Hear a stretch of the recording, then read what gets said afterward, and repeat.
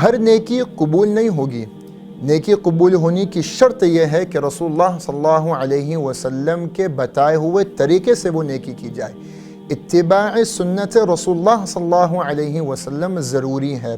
کوئی شخص اگر نیکی کا کام کرتا ہے اور وہ صرف یہ سمجھے کہ میں نے تو صرف ایک اچھا کام کیا ہے، اللہ کے لیے کیا ہے، میری نیکی قبول ہو جانی چاہیے، تو یہ رسول اللہ صلی اللہ علیہ وسلم کے شریعت کے مطابق نہیں ہے. تو کوئی بھی چیز رسول اللہ کی شریعت کے مطابق نہ ہو، ممکن ہے کہ وہ مکروہ بھی ہو سکتی ہے، ممکن ہے کہ وہ حرام بھی ہو سکتی ہے، ممکن ہے کہ وہ مکمل طور پہ ناجائز ہو. استدلال کیا ہے؟ مثال کے طور پہ نفلیں پڑھنا بہت بڑی نیکی کا کام ہے. نفلیں پڑھتے ہیں، تہجد پڑھتے ہیں. تہجد میں تو ایک اللہ رب العزت دنیا اور آخرت کے محمود مقامات نصیب فرماتا ہے.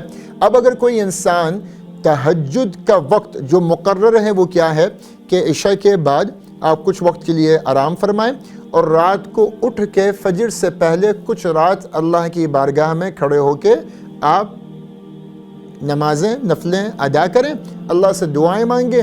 احادیث میں یہ بھی آتا ہے کہ یہ بہترین وقت ہے تہجد کا فجر سے پہلے، جب آپ ساتھ الوتر بھی آپ پڑھ سکتے ہیں.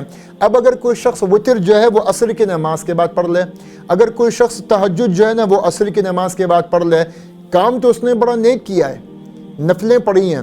اگر یہ نفلیں کیا اس کی عصر کے نماز کے بعد واجب فرض ادا نماز کرنے کے بعد کیا اس کی یہ نفلیں قبول ہوں گی؟ کہنے کو تو نفلیں پڑھی ہیں، کہنے کو تو نماز پڑھی ہے.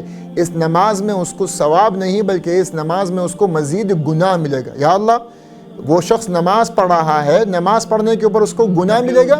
گناہ اس کو نماز پڑھنے کا نہیں ملے گا بلکہ گناہ اس کو اس بات کا ملے گا کہ اس نے رسول اللہ صلی اللہ علیہ وسلم کے بتائے ہوئے طریقے سے مخالفت کی ہے. کیونکہ رسول اللہ نے یہ فرما دیا کہ عصر کے بعد نماز پڑھنا مکروہ ہے، یہ مکروہ وقت ہے. اس مکروہ وقت میں اگر کوئی شخص کام کر رہا ہے تو وہ کام بھلے نیکی کا ہی کیوں نہ ہو وہ قابل قبول نہیں ہے. اسی طریقے سے آج کے زمانے میں بہت سارے لوگ یوٹیوب میں، فیس بک میں، واٹس ایپ میں، انسٹاگرام پہ، الگ الگ سوشل میڈیا پیجز میں لوگ کیا کر رہے ہیں؟ مختلف اچھی باتیں بھیجتے ہیں، دعائیں بھیجتے ہیں، احادیث کے نام پہ جو ہے وہ پوسٹرز بھیجتے ہیں. ہم اس کی تصدیق بھی نہیں کرتے. ہم سمجھتے ہیں کہ بس نیکی کی بات ہے نا، کسی اچھے انسان نے کوئی اچھی بات کہہ دی ہے، بات کیونکہ اچھی ہے. اور ایک مشہور ہمارے پاکستان میں کیا ہے کہ یہ مت دیکھو کون کہہ رہا ہے، یہ دیکھو کیا کہہ رہا ہے. اگر وہ اچھی بات کہہ رہا ہے تو لے لو. یہ شریعت کا مزاج نہیں ہے.